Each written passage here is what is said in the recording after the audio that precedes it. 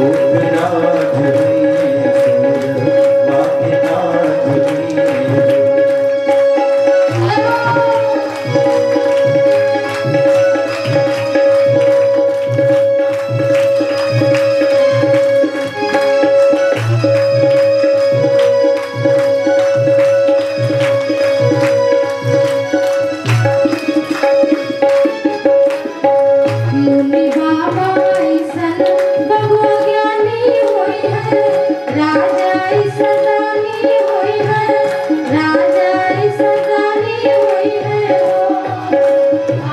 मुनि बाबा ऐसन बबुआ ज्ञानी होई है, राजा ऐसन दानी होई है, राजा ऐसन दानी होई है हो।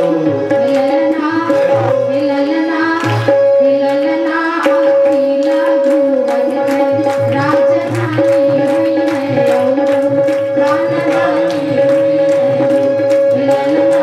राजधानी हुई है और राजधानी हुई है। मनोहर मंगल मूरत सुहावन सुंदर सूरत, सुहावन सुंदर ललना ललना ललना अखिला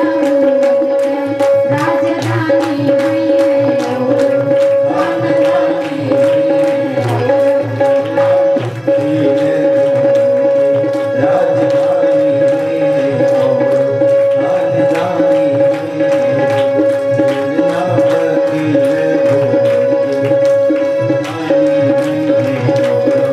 राजधानी हुई है। रामचंद्र भगवान की। और भगवान जब इस तरह से अवतरित हुए हैं तो बाजा बज रहा है और सभी मंगल गीत गा रहे हैं। और यहाँ पर संस्कार की बात, कितने लोग जानते हैं कि संस्कार कितने होते हैं? नंदी मुख सराध सब जात करत सब कीन, 16 संस्कार आपको पता है, लेकिन बहुत कम लोगों को पता है कि ये कौन कौन से संस्कार है और क्यों होते हैं। हमारा जो भारतीय संस्कृति है, भारतीय संस्कृति वो लुप्त होती जा रही है। लोग आधुनिक इतने होते जा रहे हैं कि संस्कार भूले जा रहे हैं, परंतु संस्कार नहीं होगा अगर हमारा, तो संसार तो रहेगा लेकिन सुख नहीं होगा। अब तो लोगों को 2 ही संस्कार याद रह गए, एक विवाह संस्कार और दूसरा करना ही पड़ता है। समझ रख कोई सकता नहीं, अंतिम संस्कार है। अभी इसका कुछ पता नहीं, विवाह करना ही है जैसे तैसे किसी विधि से। और विवाह के भी 8 प्रकार बताए हैं, ब्रह्म विवाह से लेकर राक्षस विवाह तक है। तो देखो, आप के पुत्र हैं, आप संतान क्यों चाहते कि हमारी सेवा करें, हमें सुख दे, लेकिन अगर संस्कार नहीं होगा तो कैसे सुख देगा? वो उसने बहुत कुछ कमाया परंतु उसके पास संस्कार नहीं है। हमारी जानकारी में एक लोग कि बेटा पढ़ने में बड़ा तेज था, तो उन्होंने सोचा कि इसको बाहर कहीं विदेश में पढ़ा दे। ये सच्ची घटना, कोई कहीं सुनी घटना नहीं है, सच्ची घटना, और ये घटित हो ही रहे हैं। अब बाप ने क्या किया कि उनके पास 2 मकान थे, एक मकान बेच दिया बेटे की पढ़ाई के लिए और बड़ा मकान बेच दिया। छोटे मकान में माता पिता रहने लगे, एक ही बेटा। अब उसको अमेरिका भेजा पढ़ने के लिए, वो गया वहां पढ़ने और पढ़ करके जब लौटा तो बहू साथ लेकर आया। बहू साथ आई, लंदन की बहू। उसके तो कपड़े भी पूरे नहीं थे। गुड मॉर्निंग, हम लोग क्या कहते हैं माता पिता, गुड मॉर्निंग, ऐसे ही बोली, प्रणाम करना जानती नहीं थी वो। माता पिता बोले चलो ठीक है, बेटा है, शादी कर लिया तो कुछ नहीं, हो गई तो हो गई, एक ही बेटा है। बड़े खुश हुए, चलो ठीक है कोई बात नहीं, कर लिया शादी, अच्छा है चलो। माता पिता ने जैसे तैसे लोगों को समझाया कि भाई बेटा था, और प्रेम विवाह भी होता है, विवाह में प्रेम विवाह भी है, परंतु प्रेम कहाँ है? हम कहते हैं कि जो माता पिता की आज्ञा से विवाह करे वो तो ब्रह्म विवाह है, और जो अपना चुनाव करके व्यक्ति करता है तो वो प्रेम विवाह कहलाता है। लेकिन प्रेम कहाँ रहता है? कुछ दिन का आकर्षण, फिर बात खत्म। उसको क्या पता, पहले तो हाँ बहुत अच्छा है, सब बढ़िया, लेकिन क्या पता था कि चूल्हा चौका भी करना पड़ेगा। उसे तो पहले ही लगता है कि कोई मांग लेगी, फिर तो दूध नहीं है अभी, चावल नहीं है अभी, सब्जी खत्म हो गई अभी, हल्दी खत्म हो गई अभी। ये सब उसको अनुभव नहीं रहता ना पहले, ये अनुभव तो बाद में मिलता है। और फिर वो बेटा लंदन से बहू लेकर के आए, माता पिता ने कहा चलो ठीक है, कुछ लोगों को दावत दे दी और खिला दी, और कहा, सबने कहा बहुत बढ़िया, चलो परिवार भले भले। अब बेटा बहू दोनों फिर से चले गए लंदन। थोड़े दिन रहे, महीना भर 15 दिन। कुछ समय बीता, पिताजी चल बसे। अब माँ अकेली रह गई। बेटा दूसरे दिन बड़ी देर से आया।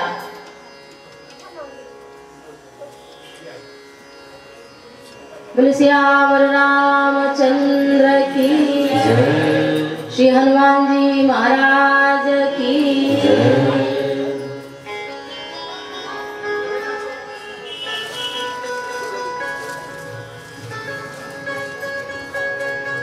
तो बात पूरी सुन लीजिए आप भी। पिताजी चले गए, अंतिम संस्कार हो गया। थोड़ा समय बीता, माँ का मन नहीं लग रहा था। माँ का मन कहा बेटा तुम यहीं आ जाओ। बेटा अब ज्यादा कमा कर क्या करोगे, बहुत पैसा हो गया है तुम्हारे पास, अब यहीं आ जाओ। तो बेटे का क्या जवाब था कि माँ वृद्धाश्रम में आपको कर देते हैं और पैसा हर महीना देते रहेंगे, आपको कोई तकलीफ नहीं होगी। माँ के हाथ से पात्र गिर गया। जिस बेटे को मैंने 9 महीने कोख में रखा,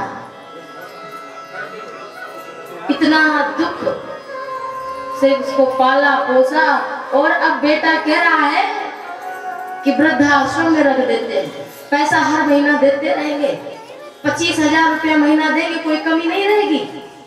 बेटे ने कहा, माँ ने कहा बेटा तुम ना हो कोई बात नहीं, मुझे यहीं रहने दो अपने घर में। नहीं माँ अकेले क्या करोगी वहां, अब वहां 4 औरतें मिलेंगी, लोग मिलेंगे वहां। नहीं बेटा यहाँ हम पड़ोस के लोगों से बात कर लेंगे, यहाँ अपना सब देखा सुना है, जानते हैं, बाजार चले जाएंगे, कथा में चले जाएंगे, मंदिर चले जाएंगे, ऐसा वक्त समय बीत जाएगा, बेटा तुम खुश रहो। लेकिन बेटे ने कहा नहीं, वो मकान करोड़ों का था, उस पर भी उसकी नजर थी। पत्नी ने कहा उसकी कि देखो ऐसा है कि 1 करोड़ रुपया होगा हम लोगों के पास, तो हम लोगों का 3 करोड़ वाली जो बिल्डिंग है वो हम खरीद सकते हैं, और हमारे पास 80 लाख रुपए की कमी हो रही है। बेटा ऐसे ही बहकावे में पत्नी के आ गया, और वो मकान जो बड़ा मकान था वो तो पिता के नाम था, लेकिन ये छोटा मकान बेटे के नाम था पहले से। और बेटे ने बस वहीं से फोन करके किसी से संपर्क करके मकान बेच दिया, माँ को पता भी न चला। और वो हमारी कथा की बड़ी भक्त है, आती है, वो ये बता रही थी कि बहुत परेशान है वो, उनके पड़ोस की थी वो, उनकी आंखों से आंसू बह रहे थे कि हमारे यहाँ आई। बोले कि अब वो कहती है चौका बर्तन करेंगे, हम वृद्धाश्रम नहीं जाएंगे। बोली हमने उनको अपने घर में रखा, वृद्धाश्रम नहीं जा रही है, हम पड़ोस की हैं, हम अपने घर में रखे हैं उनको, और वो हमारे घर में केवल चाय लाने का काम करती है, जिनका बेटा 8 लाख रुपए महीने कमा रहा है, वो चाय देने का काम कर रही है, नेत्रों से सदैव अश्रु बहते। वो यही कहती थी कि नहीं बस इसमें तुम्हारे पिता की यादें हैं बेटा, हमको ना भेजो भाई। लेकिन इसलिए कि इस घर में हमारे पति देवता रहते थे, तो हम इसको मंदिर की तरह देखेंगे और बस ऐसे ही पड़ोस में रह के गुजार लेंगे। तो अगर संस्कार आप नहीं देंगे तो कितना भी पढ़ा लिखा दोगे आप, कुछ आपको मिलने वाला नहीं, खाली हाथ रहेंगे। फिर कहेंगे बच्चा बिगड़ गया, बच्चा बिगड़ गया। फिर क्या करेंगे? आप संस्कार नहीं दे रहे हैं, आप उसे नहीं बता रहे कि मंदिर चलो, ये तुम्हारी दादी है, दादा, कोई बूढ़ा व्यक्ति, उस पर दया करना आप नहीं सिखा रहे हैं। आप छोटे छोटे यज्ञ उससे करवाओ, प्रतिदिन उससे नाम जप कराओ। बड़ों को प्रणाम करना भी एक यज्ञ से कम नहीं है। दूसरों को सम्मान देना ये यज्ञ ही हमारे शास्त्रों के कथन अनुसार। तो राम जी का देखो गर्भाधान से लेकर अंतिम संस्कार तक है। और ऐसे हमारे सामने हमने लोग बताते हैं कि कोई उपाय बताइए, अब इसके लिए कोई कौन सा मंत्र बता दे। आपके बेटे की बुद्धि बिगड़ गई है, तो बेटे की गलती नहीं है, ये आपकी गलती है, आपकी बेटी की गलती नहीं है। आपने क्यों ऐसा संस्कार दिया, क्यों इस तरह से उसके साथ व्यवहार किया कि वो इतना स्वतंत्र हो जाए कि आपकी बात ही ना सुने। तो जीवन मिला है मनुष्य जीवन, और देखो सबसे पहले जो गुरु होता है ना, वो माँ ही होती है। देखो भक्त प्रहलाद कैसे थे, गर्भ में ही नवदा भक्ति उनको प्राप्त हो गई थी। अभिमन्यु को चक्रव्यूह केवल लेके माँ सो गई थी, तो अर्जुन जो बता रहे थे चक्रव्यूह कैसे तोड़ना, वो आखिरी चक्रव्यूह उसी पर माँ सो गई सुभद्रा, और उतना ही नहीं सुन पाई, इसी के कारण अभिमन्यु मारे गए थे। तो माँ प्रथम गुरु तो गर्भ में ही शिक्षा दे सकती है। पहले तो माता पिता को लोग विवाह कर लेते, तो विवाह हो गया। विवाह से पहले समझो कि संतान उत्पत्ति करना, भगवान कहते हैं कामो अस्मि भरतर्षभ, मैं बलवानों में काम हूँ, परंतु जो संतान उत्पत्ति के लिए है वह काम मैं हूँ। लेकिन उस यज्ञ को करने के लिए वासना युक्त नहीं, राम युक्त, काम युक्त नहीं, राम युक्त, उसको किस तरह से संतान को इस संसार में लाना, पहले ये जानना चाहिए। हमारे शास्त्रों में उसके लिए भी तिथियां बताई गई हैं कि इस तिथि में संतान आएगी तो मेधावी होगी, इस तिथि में आएगी तो अल्पायु होगी, इस तिथि में आएगी संतान तो वो दीर्घायु होगी, यशस्वी होगा। ये सब कुछ शास्त्रों में वर्णन है, परंतु ये हमको पता ही नहीं चलता। हम इसको ऐसा मानते जैसे कोई काम नहीं। अरे ये तो पूरे जीवन आपके घर के, आपके परिवार की एक जो परंपरा है उसको आगे बढ़ाने के लिए कोई व्यक्ति आ रहा है, उसका चरित्र पवित्र हो, तो इसके लिए गर्भाधान संस्कार है। सबसे पहला संस्कार गर्भाधान संस्कार। खाना पीना कैसे होना चाहिए सब कुछ वर्णन है। खट्टा मीठा पहले से ही नारी को कैसे भोजन करना चाहिए इसका भी विधान बताया गया है। पुत्र चाहिए पुत्री चाहिए, इसके लिए भी तिथियों की महत्ता बताई गई है शास्त्रों में। और गर्भाधान के बाद फिर पुंसवन संस्कार की महिमा का गान किया गया है। और पुंसवन संस्कार माता पिता को पवित्र होना चाहिए। और उसके पश्चात सीमंतोन्नयन, ये देखो 3 संस्कार हैं जो गर्भ में रहते हुए बालक के होते, 3 संस्कार। तो सीमंतोन्नयन संस्कार ये गर्भ के 3रे महीने से लेकर 8वें महीने तक किया जाता है। ये इसलिए कि बालक गर्भ में ही न नष्ट हो जाए इत्यादि के लिए संकल्प से, यज्ञ इत्यादि से इसको सुचारू रूप से पूरा किया जाता है। फिर चौथा है जात कर्म, ये नालक छेदन से पहले किया जाता है। जब बालक बालिका का जन्म होता है तो नालक छेदन होता है, उससे पहले किया जाता है। और फिर नामकरण संस्कार है, अभी राम जी का भी नामकरण संस्कार होगा गुरु के द्वारा। और फिर है निष्क्रमण संस्कार, बालक को फिर अन्न देना, ये किस महीने में देना है इसका भी वर्णन है। 4 माह के शिशु को बाहर ले जाना, उससे पहले नहीं ले जाना चाहिए, ऐसा शास्त्रों में वर्णन है। अन्नप्राशन, चूड़ाकर्म, हाथ में कंगन आदि पहनाना, फिर मुंडन संस्कार इत्यादि का वर्णन किया गया। विद्यारंभ और फिर वेदाध्ययन, कर्ण भेद कर्ण वेदन बहुत लोगों को देखते हैं आप, कान में पुरुष भी एक धारण करते हैं, दो बहुत लोग करते हैं। पहले कर्ण वेदन संस्कार भी होता था, यज्ञोपवीत संस्कार जो जनेऊ है वो संस्कार, और उसके पश्चात केशांत संस्कार, फिर समावर्तन संस्कार, फिर विवाह संस्कार, फिर अंतिम संस्कार। तो ये सब जन्म से पहले, मतलब गर्भ में जिस दिन बालक आता है, संतान आती है, उस दिन से लेकर के और मृत्यु होने तक, उसके बाद में शरीर इस संसार में है और जो लोग बचे रहते हैं हमारे परिवार में वो हमारा अंतिम संस्कार करते हैं। लेकिन अभी तो ऐसा भी नहीं है कि वो लकड़ियां लाएंगे, मंत्र पढ़वाएंगे, ले जाएंगे बिजली वाले में एक बार, बस एक ही बार, रात भी नहीं जाएगी गंगा तक। अब वो हम सबके सोचो कितनी भयावह स्थिति होने वाली है। इस शरीर इतनी भयावह, या तो भैया शरीर में, ये शरीर मिट्टी में दबाया जाएगा और या तो जल में प्रवाहित कर दिया जाएगा और या इसको फूंक दिया जाएगा। शमशान में जाकर देखो कितने वीर योद्धा, ज्ञानी, विद्वान, महापुरुष सब जले पड़े, किसी के एक हड्डी तक का पता नहीं है कहाँ है, और अभिमान में भूले जा रहे। अंत में जलते हैं, उससे पहले लोग ईर्ष्या से जलते हैं, जिंदगी भर दूसरे की बढ़ती को देखकर जलते रहते हैं, और शरीर तो अंत में जलता है।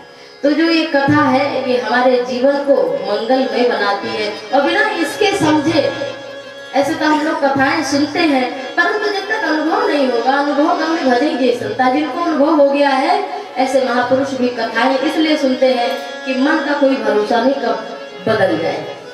आप नहीं बता सकते कि कल आप क्या करने वाले हैं, किससे लड़ाई हो जाए, कहाँ गाड़ी लड़ा देंगे, क्या पता क्या कल होने वाला है। तो ऐसा जो ये शरीर है, मन है, शरीर सब कुछ परिवर्तनशील है। और उसके पश्चात बड़ी सुंदर कथा आती है कि जब भगवान श्री राम का जन्म हुआ तो घर घर में बधावा बज रहा है, घर घर गृह गृह बाज बधाव, प्रगटे सुषमा कंद, हरस बंत सब जह तह, नगर नारी कर वृंद। सब प्रसन्न है। और फिर पता चला कि कैकेयी सुता सुमित्रा गौ, सुंदर सुत जन्मत भय ओ। कैकेयी माता ने भी भरत को एक पुत्र को जन्म दिया है। और फिर पता चला कि सुमित्रा ने दो संतान को, दो पुत्रों को जन्म दिया है।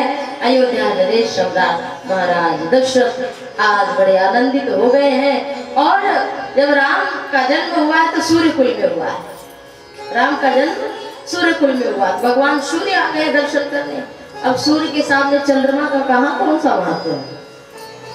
तो चंद्रदेव, सारे देवता लाइन में लगे, हमें भी कब दर्शन मिले, हमें कब दर्शन मिले। सूर्य के पीछे खड़े हैं चंद्रदेव। चंद्रदेव भगवान पालने में पौड़े हैं और भगवान से कह रहे हैं मन ही मन, हे प्रभु हमको भी दर्शन आपके हो जाए। तो भगवान मन ही मन बोले, इस बार तुम सूर्य कुल में आए तो सूर्य को मना नहीं कर सकते। हमारे कुल गुरु हैं, देवता हैं, हमारे बाबा के परबाबा के परबाबा के परबाबा हैं, उनको कैसे मना करें।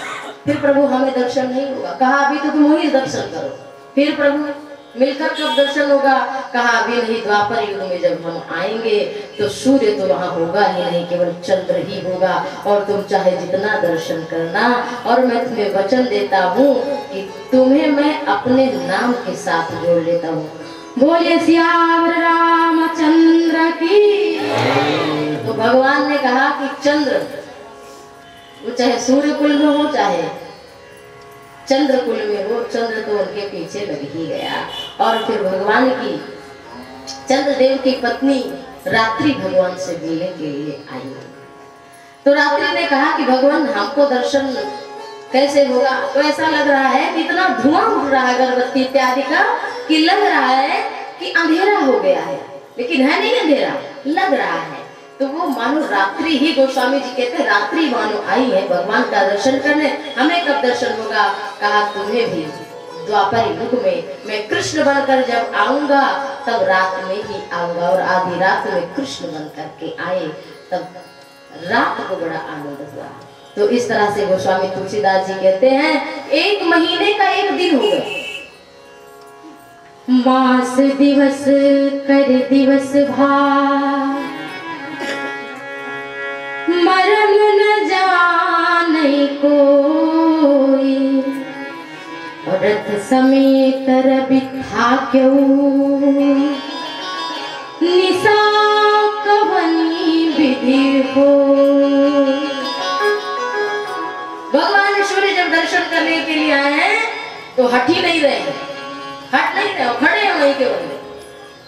रथ समेत अपना रथ भी रोक दिया, वहीं खड़ा कर दिया। आज मेरा रथ नहीं है। 1 महीना दर्शन करते रहे। एक दिन कितना कितना बराबर हुआ? 1 महीना। 1 महीने का 1 दिन हो गया। और सही बात है, जो भगवान के भक्त है ना, जिन्हें भजन में आनंद आने लगता है, वो तो माला पे माला करते जाएंगे कि और कर ले और कर ले, और माला छूटी तो मन में चल रहा है, मन में चल रहा है, ऐसे करते हैं। तो साधारण आदमी को तो ले माला, फिर वो बीच में माला निकाल कर देखा, सुमेर वो कितनी दूर रह गया है। एक आदमी ने कहा माला क्यों जपे? तो कहा ऐसे तो आदमी 108 बार कहो नाम नहीं लेगा बैठ के, तो माला में फंस जाता है कि माला ले लिया तो 108 तो पूरा करना है।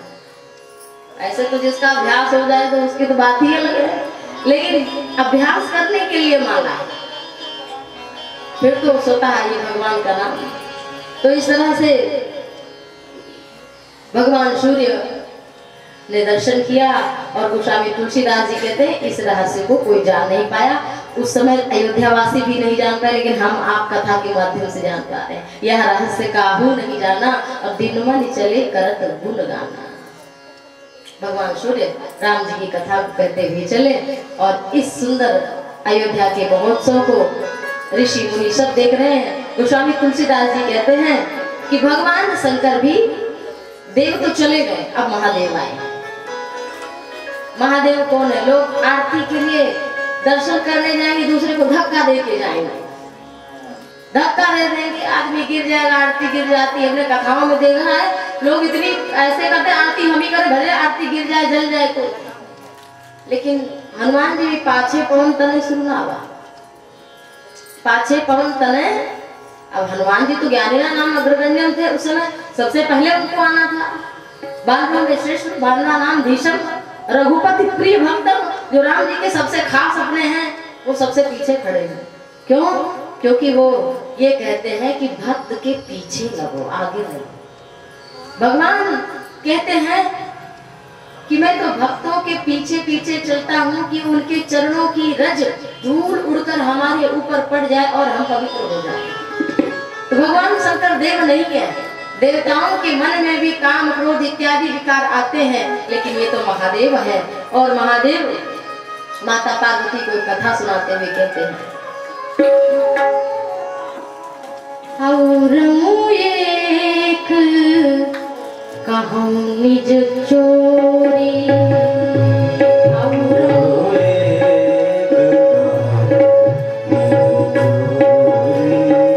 सुनो गिरी जाती दृढ़मति तोरी,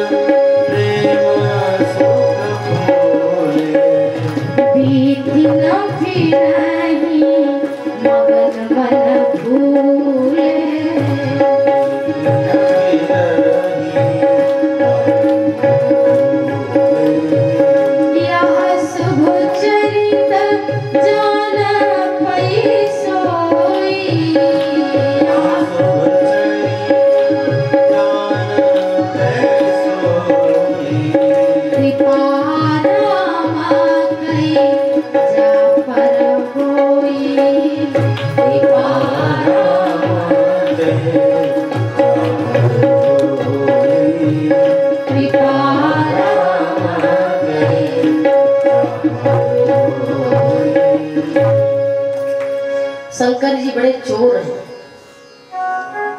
शंकर जी ने चोरी की है। कौन सी चोरी? पार्वती माता को कथा सुनाते हुए कहते हैं कि हे देवी, औरों एक कहानी चोरी, मतलब एक चोरी पहले कर चुकी है शंकर जी। कहा कौन सा? तो कहा राम कथा छुपा के रखा था और सुंदर समय पाकर तुम्हें देवी सुना दिया। अच्छा, दूसरी कौन सी? तो कहा औरों एक कहूं निज चोरी, सुन गिरिजाति दृढ़मति तोरी। कौन सी चोरी? शंकर जी की चोरी सुन लो कथा में। काग भुषुंडी संग हम दो, अमनुज रूप जाने नहीं को। कहा हम एक बार अयोध्या में गए, तब तो आपको सब शंकर जानकर प्रणाम करेंगे। अरे नहीं, शंकर बन के थोड़ी गए थे। फिर मनुज रूप जाने नहीं को, शंकर बनकर नहीं गए। राम जी का दर्शन करने के लिए आओ तो छोटा बनकर आओ। महादेव मनुष्य बनकर आए हैं और अकेले अकेले गए थे नहीं, काग भुषुंडी चेले को भी साथ लिया। दर्शन करने के लिए ऐसे दर्शन थोड़ी ना मिल जाएगा।